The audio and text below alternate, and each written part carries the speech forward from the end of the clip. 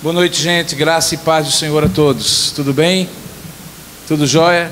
Gente, é o seguinte, eu fiquei muito feliz pelo convite que vocês me fizeram, o pessoal da coordenação fez.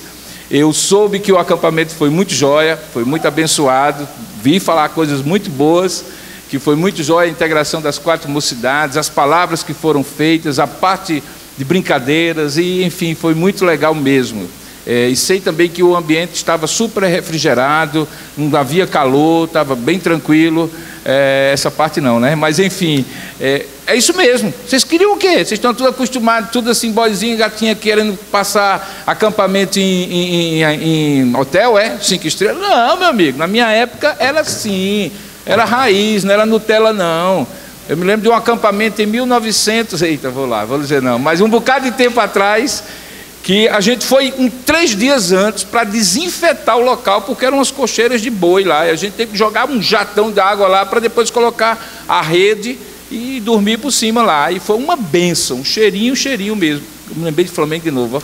Mas enfim, resultado, o cheirinho acabou, mas enfim, eu sei que foi muito bom, eu sei que foi uma bênção, e eu espero muito que a direção do presbitério das mocidades replique isso aí, a gente tenha outros como esse.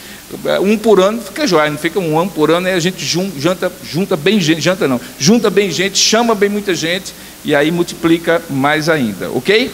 Mas olha só, essa coisa do Flamengo me chamou muita atenção, porque você tem que dar a mão à palmatória.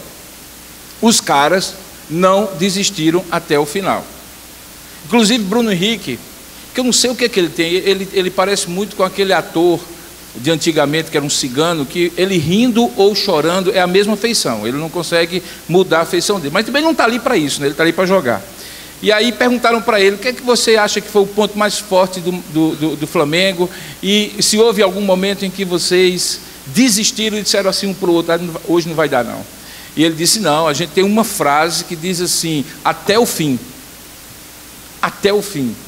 Essa coisa de perseverar até o fim, essa coisa de ir até o fim, essa coisa de não desistir, é muito legal. Hoje à tarde eu estava falando com as crianças da cantata do Natal, fui dar uma palavra lá de encorajamento para eles. Eu comecei com os homens pela manhã, no café da manhã, passei pelas crianças, e hoje à noite eu estou com os jovens e adolescentes, mas acaba agora, porque a terceira idade foi quarta-feira passada, então fechou, né? Então hoje à tarde eu estava falando com as crianças, dizendo assim, olha, vocês estão cantando muito bonito, vocês vão cantar muito bonito nessa cantata, mais ainda do que do ano passado, mas vocês têm que ter disposição. Aí sempre tem aquele gaiatozinho que levanta assim, eu quero disposição, tio. E aí como é que você explica? Disposição é não desistir, disposição é ir até o fim, disposição é se comprometer. E o que é comprometer, tio? Aí eu parei, né? Eu disse, não, olha, é só o seguinte, é não desistir. E de fato, quando a gente pensa em disposição e não desistir, ir até o fim, a gente logo relembra de algumas situações nossas que nós quase desistimos, ou que de fato desistimos. Estávamos perdendo até os últimos 5 minutos do segundo tempo, e não havia a mínima possibilidade, não havia força alguma da nossa parte para retomar a vantagem, seja na área que for, de repente na escola, na faculdade, na vida profissional de alguns que já trabalham, ou nos relacionamentos, a gente está ali desistindo. E aí a gente lembra de um versículo da Bíblia e do ensinamento da palavra de Deus de um modo geral sobre perseverança. E eu trouxe uma palavra sobre isso, não era exatamente sobre o tema que a gente encomendou, vai ficar para outra oportunidade. Mas por que eu escolhi esse tema pensando que eu tinha liberdade de escolher, não tinha sido dado para mim um briefing?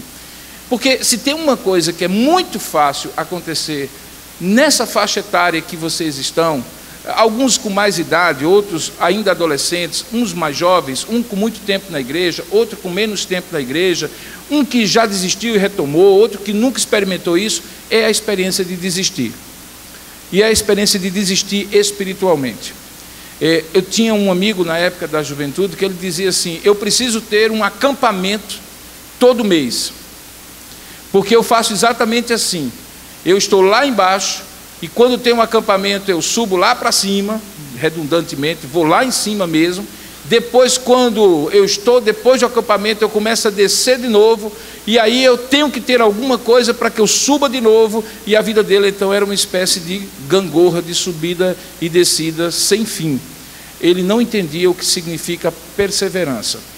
Mas eu descobri, já naquela época, que ele não entendia o que era perseverança por uma razão. É porque ele não entendia o que era preservação. Porque preservação e perseverança são duas palavras que se completam. Na nossa teologia reformada, você só persevera se você for preservado. A perseverança é o resultado da preservação. Não é que Deus diz assim, se vire e segura aí porque vai balançar, estamos passando por alguma turbulência, e você então tem que se segurar e perseverar. Mas é que Deus é aquele que preserva você, que garante que você vai passar pela turbulência e, portanto, você vai perseverar.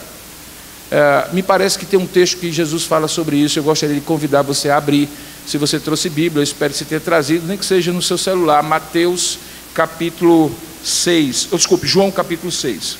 João capítulo 6. Você abre desde o primeiro versículo, por favor, para você entender o que está acontecendo aqui, e aí a gente chegar sobre preservação e perseverança, que é o tema de hoje. Eu acredito que ele é um tema relevante, porque na vida a gente perde, na vida a gente ganha, na vida a gente desiste de vez, na vida a gente desiste por um tempo e depois retoma forças, na vida a gente muitas vezes não tem paciência para chegar até os últimos segundos do segundo tempo e dar uma virada. Então cada um de nós em algum momento da vida vai certamente precisar ouvir e relembrar essa palavra preservação e perseverança. Veja o que é que acontece em João capítulo 6. Jesus multiplica pães e peixes. Isso acontece do verso 1 até o verso de número 15. O milagre é tão grande que termina o versículo 15 com o seguinte comentário de João: que estavam ali e tinham vindo para ali com o intuito ou com a intenção, diante daquele milagre, de arrebatá-lo para o proclamarem rei. Nós estamos no ano inaugural do ministério de Jesus, o chamado ano das multidões. É nesse ano que acontecem os grandes milagres, os grandes sinais, os grandes prodígios de Jesus. Junta uma grande multidão sempre. Ele vai para um lado, ele vai para o outro, parece comício de campanha eleitoral. Ele sempre está cercado de muitas pessoas. E normalmente há um tríplice efeito. Ele opera um milagre, ele explica o que aconteceu e ele ensina algo que vai ser completado pelo próprio milagre. O Evangelho de João, por exemplo, é um evangelho que você pode dividir nessa tríplice mensagem, de um sinal, de uma explicação e de um ensinamento daquele sinal. E isso repete-se várias vezes, inclusive junto com aquelas famosas expressões que Jesus diz: eu sou o pão da vida, eu sou a luz do mundo, eu sou a porta, eu sou o pastor, e assim por diante.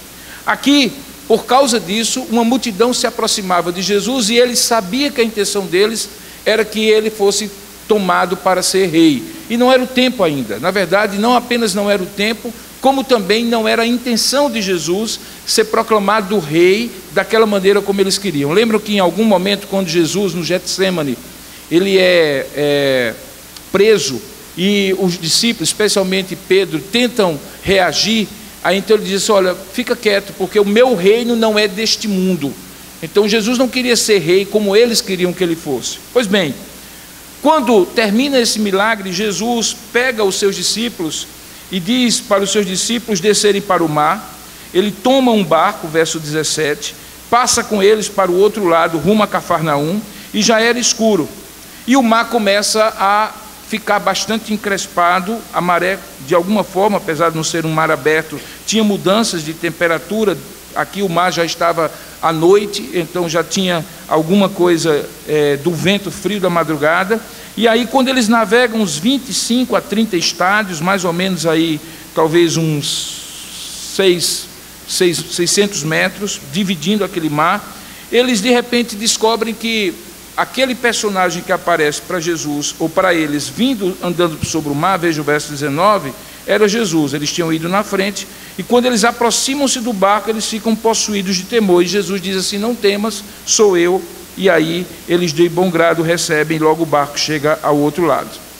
Bom, era noite, certamente do outro lado, em Cafarnaum, que era o ponto de apoio de Jesus, eles pernoitaram, e diz o texto então, e esse aqui que eu quero ler por inteiro, no verso 22, que no dia seguinte a multidão que ficara do outro lado, a mesma multidão que queria fazer de Jesus rei, não encontrando ali do outro lado do mar Jesus nem os seus discípulos, senão um pequeno barco, então eles resolvem pegar outros barquinhos e atravessar para perto do lugar onde eles tinham comido o pão quando Jesus tinha feito o milagre.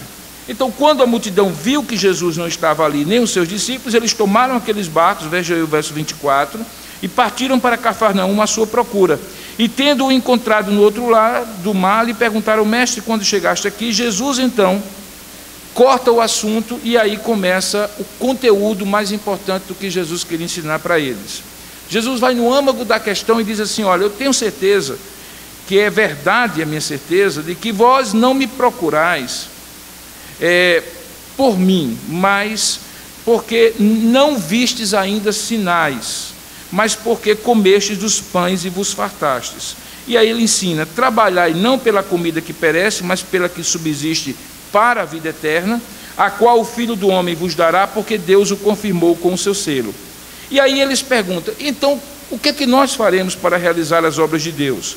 E aí ele começa do zero absoluto, porque no verso 29 ele diz: a obra de Deus é esta, que creais naquele que por ele foi enviado.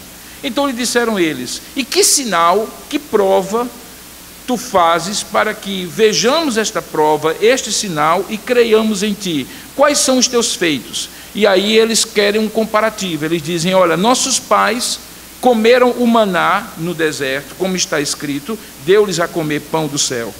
E Jesus disse: em verdade, eu vos digo que não foi Moisés quem vos deu o pão do céu. O verdadeiro pão do céu é meu Pai quem vos dá. Porque o pão de Deus, verso 33, é o que desce do céu e dá vida ao mundo. Então lhe disseram: Senhor, dá-nos sempre desse pão. E então Jesus lhes declarou: eu sou o pão da vida. O que vem a mim jamais terá fome, e o que crê em mim jamais terá sede. Porém, eu já vos disse que, embora me tenhais visto, não credes. Todo aquele que o Pai me dá, esse virá a mim, e o que vem a mim, de modo nenhum o lançarei fora. Porque eu desci do céu não para fazer a minha própria vontade, e sim a vontade daquele que me enviou. E a vontade daquele que me enviou é esta, e aqui é o ponto central: que nenhum eu perca de todos os que ele me deu, e pelo contrário, eu o ressuscitarei no último dia. De fato, a vontade de meu Pai é que todo homem que vir o Filho e nele crê, tenha a vida eterna, e eu o ressuscitarei no mesmo, ou melhor, no último dia. Jesus ensina essas verdades a partir do verso 22, aproveitando o pretexto daquela curiosidade da multidão, e a intenção que não era das melhores, que era simplesmente ter uma continuação dos milagres que Jesus tinha operado quando, por exemplo, multiplicou os pães. Jesus, apesar de ter grandes multidões ao seu redor, ele nunca confiava que aquelas multidões eram verdadeiramente seguidoras dele. Ele entendia e percebia, discernia de maneira muito clara, que havia sim pessoas ali que estavam sendo impactadas e alcançadas pelo Evangelho, mas que a grande maioria estava ali simplesmente como aquele oba-oba. Viam os milagres, usufruíam dos milagres e, portanto, seguiam Jesus. Quando eles então chegam para Jesus e Jesus profere o ensinamento acerca de quem ele era, e eles perguntam: que sinais o Senhor nos dá? Jesus, ao invés de satisfazer aquele desejo imediato deles, Jesus percebe uma necessidade mais profunda e vai diretamente na necessidade mais profunda. O que, obviamente, já nos leva a um primeiro princípio: é que, de alguma forma, Deus sabe separar como ninguém o que é desejo do que é necessidade. O que é capricho meu que eventualmente pode ser legítimo ou não, mas não necessariamente é minha necessidade, daquilo que é necessidade e que Deus certamente tem compromisso de suprir. Eles achavam que a necessidade deles era que Jesus operasse um milagre, um sinal, que ficasse claro quem ele era, da mesma maneira que como o maná por 40 anos foi dado ao povo de Deus, e que ficou claro que Moisés era o grande mediador entre eles e Deus. Jesus sai dessa e então ele vai direto ao ponto, que o ponto era que o que eles precisavam não era de mais um sinal, de mais um capricho. O que eles precisavam era entender qual era a obra que Deus estava desejando e tinha por propósito fazer no coração deles. Algumas vezes a gente vai para um acampamento, como alguns de vocês foram, um colega convida, alguém na igreja convida, a mãe, sei lá, por algum motivo, ou o pai por algum motivo quer que você vá, ou de repente você está interessado em alguma garota ou em algum rapaz. Tem várias motivações que levam as pessoas para um acampamento. Em qualquer circunstância como essa, como por exemplo hoje, mesmo que isso não seja um acampamento, seja um reencontro de acampamento, Jesus sabe separar direitinho essas motivações que muitas vezes estão pautadas por desejos nossos, versus aquelas necessidades daquela obra que Deus quer fazer na nossa vida. A obra que Deus tem propósito em fazer na nossa vida. E quando eles então perguntam como é que nós fazemos as obras que o Pai deseja, então Jesus começa do A até o Z. Ele diz que a primeira obra que Jesus, que o Pai deseja fazer na vida deles, é que eles possam crer, que eles possam confiar. Eu sei que a palavra crer hoje é uma palavra desgastada, porque ela está como sinônimo muitas vezes de acreditar.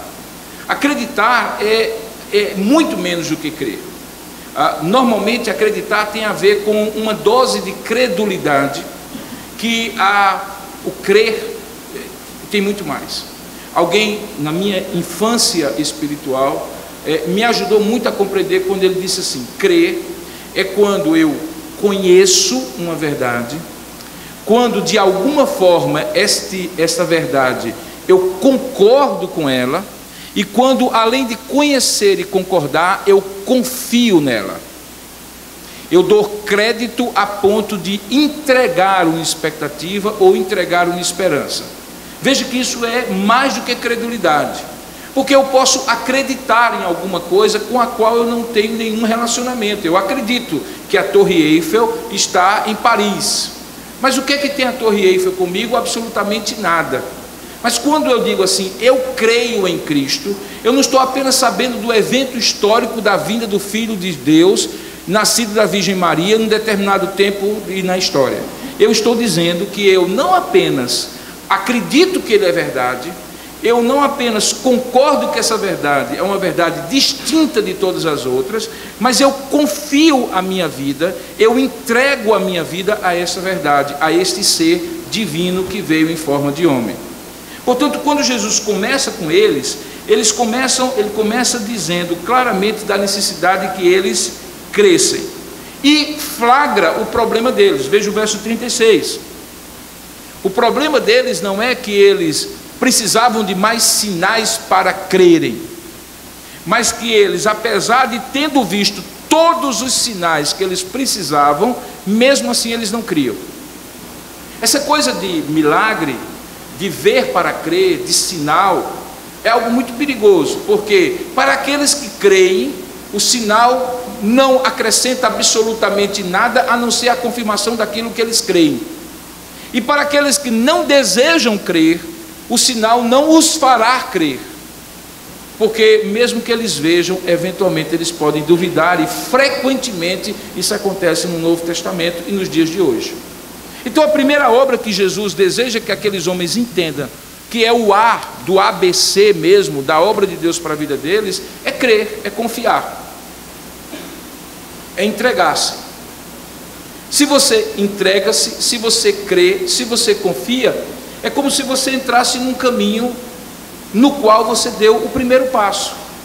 É óbvio que depois, um pouquinho mais na frente do caminho, você vai perceber que não foi iniciativa sua, que Deus foi meio que mexendo de um lado, mexendo do outro, marcando um encontro no tempo e na história, para que naquele dia, daquela forma, você estivesse ali naquele lugar para ouvir aquela mensagem por meio daquele instrumento que ele tinha para um propósito. Não aconteceu por coincidência, mas algumas vezes você tem a impressão que foi você que buscou, que foi alguém que convidou, que foi vontade sua ir, e na verdade Deus está por trás agindo, e está agindo por uma razão muito simples, é porque Ele deseja começar uma obra maior na sua vida, e essa obra maior começa com o ato de você conhecê-lo e confiar nele. Não termina aí, e você também não confia e o conhece de uma vez por todas, tipo assim, fiz um supletivo e não preciso mais fazer a universidade, ou não preciso mais fazer o ensino médio. Não, na verdade a Bíblia diz que você conhece ali de maneira salvífica, para você ser salvo em Jesus Cristo, mas uma caminhada em que você conhece cada vez mais, e esse conhecimento cada vez mais lhe faz confiar cada vez mais. E aí então é que entra a questão da perseverança. Por quê? Porque isso não é um caminho reto, esse não é um caminho aplanado, esse não é um caminho fácil, esse não é um caminho sem percalços, esse não é um caminho que as pessoas podem carregar você. Algumas vezes você vai caminhar sozinho, e caminhando sozinho você vai se cansar, parar e quase desistir. Algumas vezes você vai correr rápido nesse caminho, outras vezes você vai ficar muito lento e parado e pensar que não é para você. E aí a grande questão que começa a aparecer na sua mente é: será que aquilo que aconteceu lá no primeiro momento foi verdade? Porque se fosse, por que eu estou me sentindo assim, com vontade de desistir? Por que eu estou sem perseverança? A gente sempre pensa assim: quando algo hoje não está dando certo, deve ser porque antes desse algo, aquilo que nos fundamentava não era verdadeiro. Mas isso é falso. Isso é falso. Jesus deseja então que você entenda o que está acontecendo por trás dos bastidores. E deixe-me dizer uma coisa, um segredo que vai fazer uma grande diferença na sua vida. Existe a sua história, e por trás da sua história, a história de Deus já escrita para você. Então o que está acontecendo com você é a parte que você conhece, mas há uma história atrás que está sendo construída por Deus, na verdade já está decretada, você não conhece, só Ele conhece, em que aquilo que está acontecendo aqui, na frente do público, o público sendo você, sua família, as pessoas que lhe conhecem, é apenas a concretização de cada ato cênico, mas o roteiro está escrito, já com um fim, e esse fim é um fim de preservação. Você vai chegar até o fim, Deus vai lhe preservar até o fim, Deus vai lhe sustentar até o fim. Você não sabe, ou pelo menos não sabia talvez até hoje, e daí você diz: e se eu então desistir no caminho, será que eu perco a salvação? E aí, se de repente eu desistir no caminho, será que Deus vai me amaldiçoar? Será que Deus vai me castigar?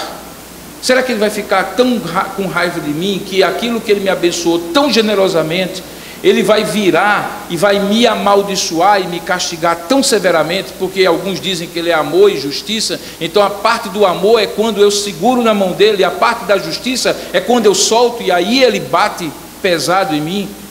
Todos esses pensamentos, seja com essas palavras ou não, passam frequentemente quando você não compreende que tem uma história que Deus já escreveu para você, e que Ele está lhe dando a conhecer na sua história pública, que todos veem e que você também participa. Jesus está dizendo isso dessa maneira, olha só. Ele diz assim, ó: eu sou o pão da vida, verso 35, é um dos eu sou do Evangelho de João.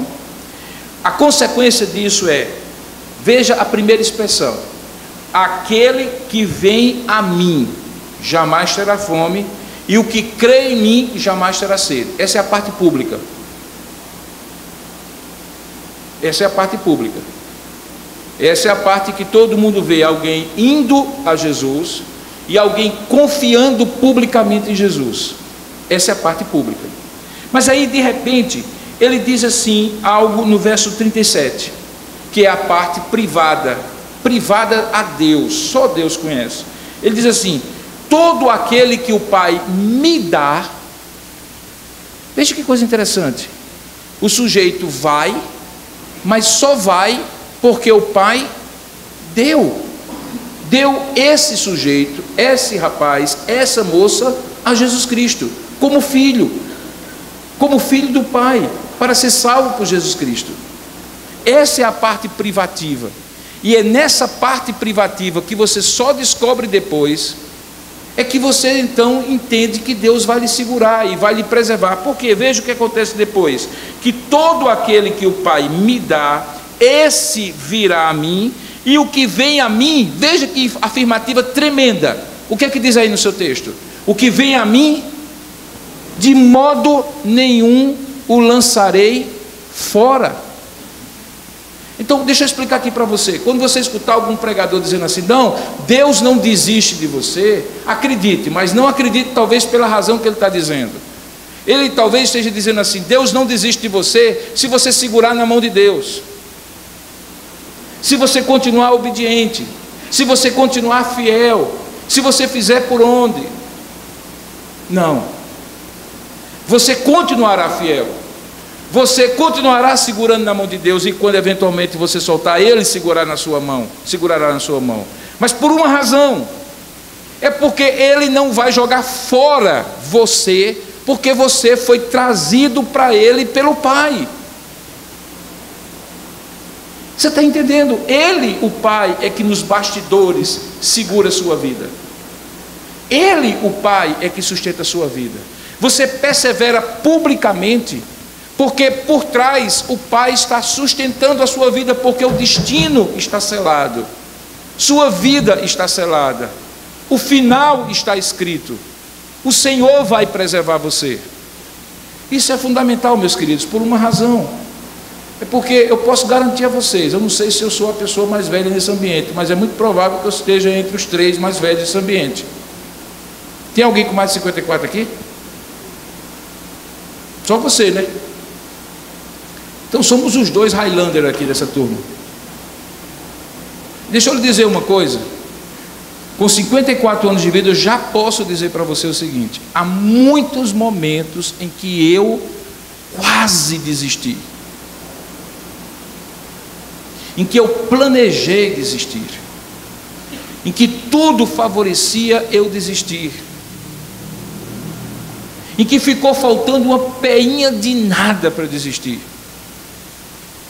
E hoje, quando eu olho para trás, eu nem entendo por que é que eu não desisti, mas eu tenho uma absoluta certeza que foi Ele que sustentou, porque Ele preservou. De modo nenhum Ele lança fora aquele que o Pai entrega a Jesus Cristo. E diz mais, veja o que Ele continua dizendo. Ele diz assim: essa é a razão porque eu desci do céu. Jesus explica que há um propósito maior porque Ele desceu do céu. Ele diz assim: eu desci do céu não para fazer a minha própria vontade, e sim a vontade daquele que me enviou. Ok, mas que vontade? Ele diz: e a vontade de quem me enviou é esta, 2 pontos, a partir daqui é o que Deus disse para Jesus ser a vontade dele, e por isso ele viria. Qual é? Que nenhum eu perca de todos os que ele me deu, pelo contrário, eu o ressuscitarei no último dia. Ou seja, se existe ainda vida, e mesmo que vida ainda não houver mais, você estará tão seguro na mão de Deus, porque não é você que segura na mão de Deus, é Deus que segura na sua mão. Preservação é mais importante do que a perseverança. Na verdade, a perseverança só acontece porque Deus segura na sua mão. E algumas vezes Ele manifesta isso de maneira tão clara, que você então percebe, e por isso você persevera. Você percebe internamente, o testemunho interno do Espírito Santo testifica com o seu próprio Espírito quem é você e quem é você para Deus. E isso é importante, sabe por quê? Porque talvez naquele momento ao seu redor todos digam que você já não é mais aquilo que você pensava ser, mas o Espírito Santo estará testemunhando, dizendo: não, você ainda é, porque você foi selado, você foi daqueles que o Pai deu a Jesus Cristo, e por isso, de modo algum, Ele lançará fora. E por isso, mesmo que você, diz o texto, imagine que está perdido, diz o texto: nenhum eu perco de todos os que Ele me deu. Portanto, a primeira pergunta a ser feita, e por isso ele havia começado com o A do alfabeto, chega agora no Z. O primeiro A é: se ele ou se você foi dado pelo Pai a Jesus Cristo. Ou seja, que se aquilo que no primeiro momento você efetivamente teve como experiência com Deus foi uma confiança naquilo que Ele fez por você no Calvário. Preste bem atenção nisso. O que sustenta a sua vida não é a sensação, não é o sentimento, não é a emoção de que você é salvo. Não tem a ver com o que você sente. Preste bem atenção nisso, porque vai ter momentos em que você não vai se sentir salvo, em que você não vai se sentir bem, em que você não vai se sentir espiritualmente bem. Eu garanto isso para você, que vai haver momentos em que você não vai se sentir assim, porque as emoções são volúveis, elas são voláteis, elas de alguma forma são influenciadas pelas circunstâncias.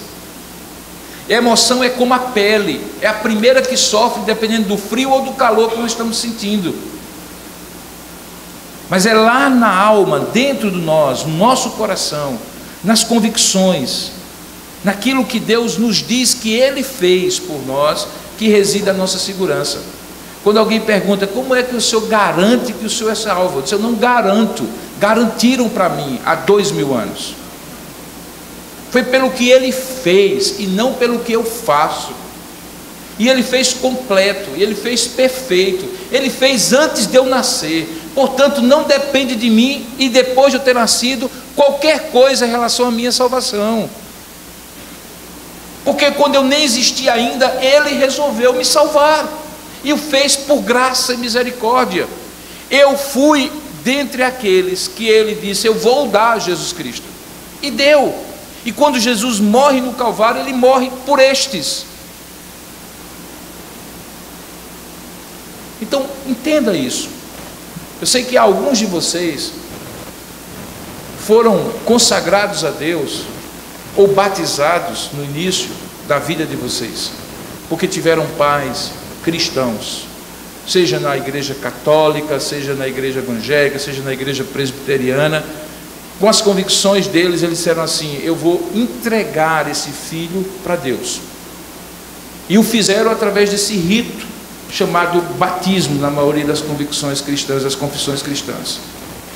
E é possível que por causa disso você imagine que uma vez você tendo sido entregue, você deve fazer por onde desde então, para honrar essa entrega. Afinal de contas, você foi entregue a Deus dessa maneira. Mas deixa eu lhe dizer uma coisa: a verdadeira entrega que garante a sua salvação não é a sua para o Pai, é a do Pai tendo você como a entrega a Jesus Cristo. Você deixa de ser a pessoa que se entrega, você passa a ser a pessoa que foi entregada pelo Pai a Jesus Cristo. E Ele diz: e por causa disso eu não lançarei fora. Ele não desapega de você, pelo contrário, nos momentos mais difíceis são aqueles que Ele chega mais junto, em que Ele sustenta mais forte a sua mão. Para um pouquinho e pense, quando você era criança, talvez uma das experiências mais difíceis que eu passei foi ver meu filho mais velho, quando era pequenininho. A gente estava numa sorveteria que havia no final da Epitácio Pessoa, e ele tinha, acho que uns 2 anos de idade, Micael na época, e Micael tinha uma história de quando ele via porta, quase toda criança faz isso, porta aberta, parecia que ele baixava a cabeça e resolvia correr para aquela porta aberta, fosse o que fosse. E a porta da sorveteria estava aberta e a gente de costas, e de repente a gente só ouviu o grito do rapaz do balcão: o menino!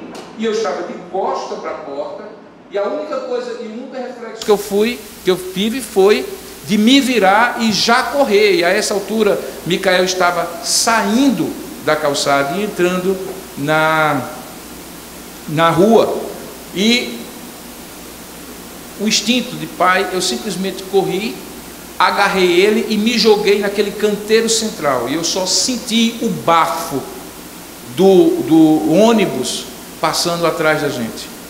Então eu me ralei todo, me quebrei todo, e ele estava ali no meu braço. Quando ele mais precisou, eu o agarrei. Quando você mais precisar, será Deus que vai agarrá-lo. Você pode até soltar dele, querer atravessar a rua sozinho, e Deus vai agarrar você. E isso é o que mais importa.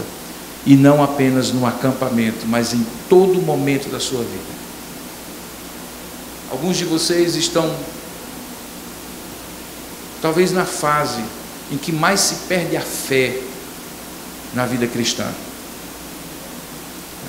Há estatísticas e mais estatísticas, eu não sei se tão confiáveis assim, mas alguns falam em 63%, 60%, 70% de jovens que, quando saem do ensino médio e entram na faculdade, perdem a fé, no sentido de que vão para um lugar onde é muito menos estruturado as obrigações, tem muito mais liberdade, são muito mais questionados nas suas convicções, e você vai encontrar vários jovens cristãos que eram firmes até naquele momento. Nessas horas, você correu da sorveteria e resolveu atravessar a rua sozinho. E Deus vai em seu encalço, vai agarrar você e vai sustentar você por uma única razão: porque você é dele. Ele vai preservar, porque o Pai deu você a Jesus Cristo. Antes de ter dado você a seu pai e a sua mãe, Ele deu a Jesus Cristo. A única certeza que você precisa ter é que você ouviu essa história um dia, e não por causa dos seus pais, você creu nisso. Creu, não apenas acreditou. Você entendeu essa história do que Jesus Cristo fez no Calvário.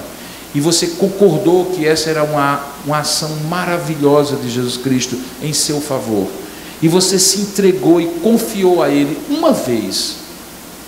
E disse assim: eu quero esta salvação.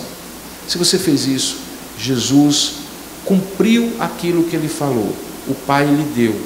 Você entendeu do lado de fora, que todo mundo vê, aquilo que já estava escrito no roteiro, nos bastidores da sua história, que só Deus conhecia.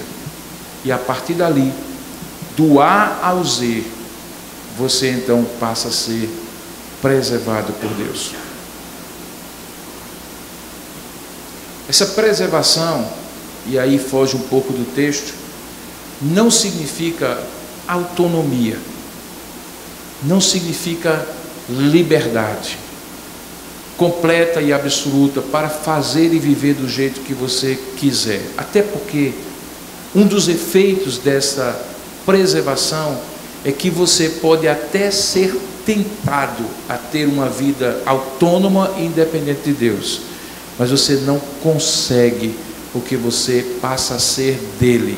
Deixa eu lhe dizer uma coisa: depois que você entrega a vida a Jesus Cristo, você pode até querer retroceder, mas você nem vai ter paz fora dos caminhos de Deus, porque você estará sempre em conflito, sabendo o que Deus fez na sua vida e como Deus vai sustentar a sua vida. Você jamais terá paz. Então você vai circular,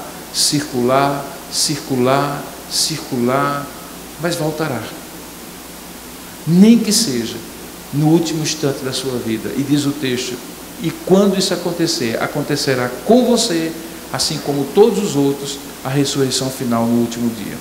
Mas preste atenção uma coisa, é que não apenas você não tem essa liberdade, até porque não terá prazer nessa liberdade, como também Deus lhe dará a oportunidade de ter algo muito melhor, se você tão somente entender esse propósito de Deus na sua vida.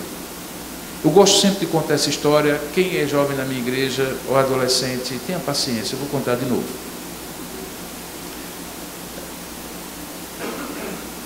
Se você perguntar para mim hoje,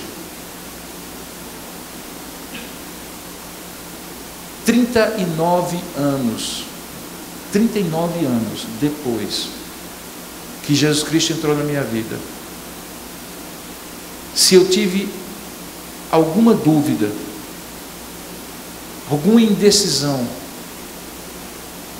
algum desejo de sair da presença dele, eu vou dizer sim, em vários momentos, porque eu sou pecador, vivo num mundo que me leva para longe de Deus, como vocês vivem, e existe uma ação diabólica que conduz as coisas para você, sem perceber, começar a se afastar de Deus. Agora deixa eu lhe dizer uma coisa, quantas vezes eu me arrependi de não ter ido embora dos caminhos de Deus, eu vou dizer para você, eu nunca me arrependi daquele dia 11 de agosto de 1980, quando na minha casa 2 pessoas falaram de Jesus para mim. Não foi numa igreja, me apresentaram o Evangelho. Eu fiz as mesmas perguntas que alguns de vocês talvez fizeram. Mas eu sou bom, por que eu preciso de Salvador? Eu não mato ninguém, eu nunca fiz mal a ninguém. E me explicaram que eu não era pecador porque pecava, eu pecava porque era pecador. Era um problema de natureza, mas cedo ou mais tarde o pecado me dominaria. Eu perguntei também, então como é que eu faço para dominar o pecado? Porque eu ainda achava que eu podia dominar o pecado. E aí alguém disse para mim, não, você não precisa fazer isso. O que você tinha de fazer, você não poderia fazer, mas Jesus Cristo fez. Você precisa confiar no que Ele fez. Porque aquilo que Ele fez vai ser transferido para você. E Deus vai olhar para você como tendo sido você que fez. É como se Ele tivesse um grande tesouro e você uma grande dívida. Ele pegou esse grande tesouro e depositou na sua conta, pagou a dívida e mais do que isso, creditou tanto dinheiro que por mais dívida que você fizesse, você pagaria, porque já estava pago por Jesus Cristo. Aquilo entrou na minha vida, 39 anos. Aos 54, deixa eu lhe falar uma coisa, 39 anos atrás, aos 54, eu não me arrependo de ter passado toda a minha adolescência, toda a minha juventude, me preparando para pregar o Evangelho por esses 32 anos de vida que eu tenho hoje de ministério. Então, quando eu vejo vocês aqui, eu sei, acreditem, eu sei, que nesse exato momento da vida de alguns de vocês, alguns de vocês estão questionando, será que o que Deus fez na minha vida foi para valer, porque eu não estou sentindo dentro de mim? Talvez eu não seja quem eu digo que sou, e talvez eu não vou chegar lá, e eu vou dizer para você, não, o que Deus fez na sua vida está feito, consumado, de uma vez por todas. Ele vai preservar a sua vida. A Bíblia diz que Ele tem a vida de cada um de nós na palma da sua mão.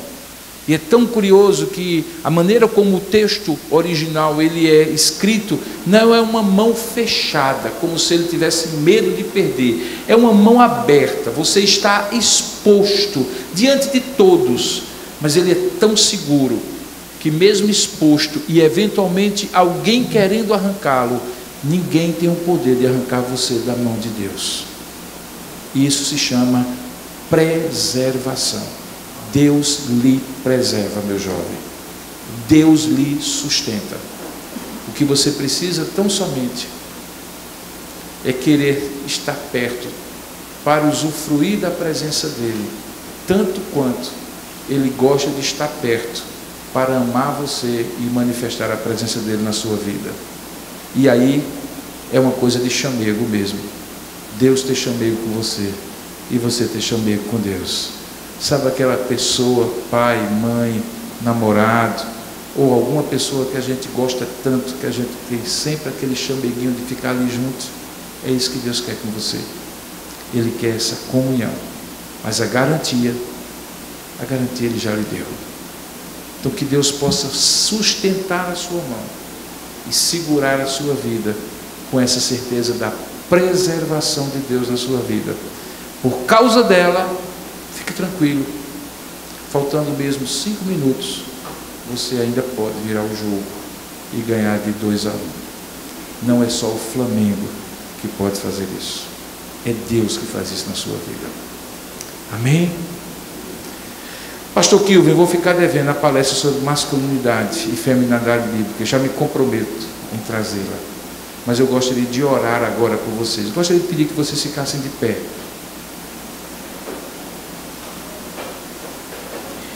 Eu não vou fazer nenhum apelo, tipo, dar uma pressionada. Quem quiser, vem aqui na frente. Eu não estou dizendo que é errado, não. Estou apenas dizendo para você que eu não vou fazer. Porque o que eu queria mesmo era que aí onde você está, e no seu coração, você pudesse lembrar do que você ouviu nessa mensagem. Ela foi a mensagem que Deus trouxe para você. Não é porque eu não tenho a palestra que me foi pedida, realmente eu esqueci. Amanhã de manhãzinha, de 6 horas da manhã, marquem o lugar e eu dou essa palestra para vocês, não tem problema nenhum. É porque Deus de alguma forma trouxe essa palavra hoje para você, e eu não sei porquê, mas Ele sabe. Está escrito por trás dos bastidores. E se você é um destes, para quem de maneira muito especial Deus trouxe essa palavra, eu lhe convido nesse momento a orar. Mas se você achar que não é para você, puxa vida, eu estava querendo ouvir a palestra, essa palavra não teve nada a ver comigo, eu não tenho dúvida que Deus me segura nas mãos. Deixa eu lhe dizer uma coisa. Em breve, mais cedo ou mais tarde, você vai lembrar dessa palestra, dessa palavra, no momento em que todas as coisas lhe cercarem e lhe derem a impressão de que você não vai chegar lá, de que você não vai perseverar. Para aqueles que estão hoje nessa situação, que essa palavra seja de encorajamento, e a gente vai orar por isso. Mas para aqueles que podem um dia estar, mais cedo ou mais tarde, que seja de aviso, quando essa mensagem do desestímulo, da desistência, bater a sua porta, lembre que antes dela, uma outra mensagem bateu, e foi a mensagem de que você é do Pai, porque o Pai lhe deu a Jesus Cristo, e de modo nenhum Ele lançará fora. Tá bom? Vamos orar juntos? Põe sua cabeça, feche seus olhos, vamos pedir isso a Deus.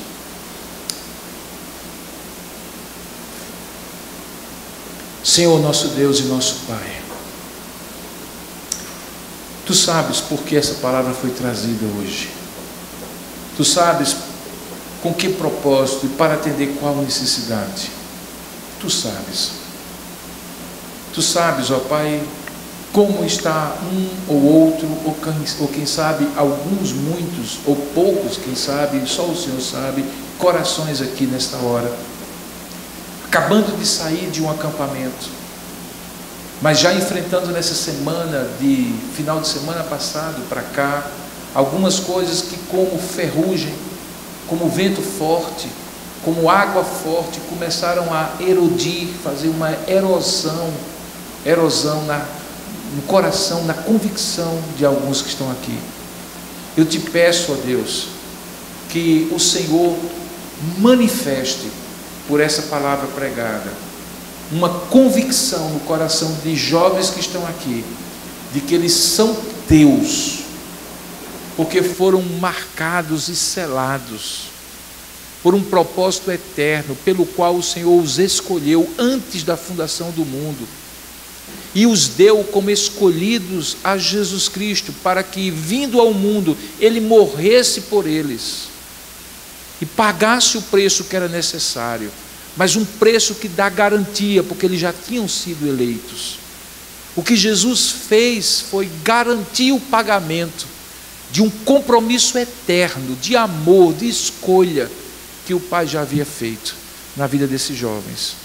Sustenta-os e preserva-os nas tuas mãos, para que se em algum momento eles soltarem as mãos de ti, tu não soltes, tu os agarres, tu os atravesses dos perigos com eles, onde quer que eles estejam, e que isso os faça terem esse santo chamego, carinho, prazer de estar contigo, como tu tens de estar com eles.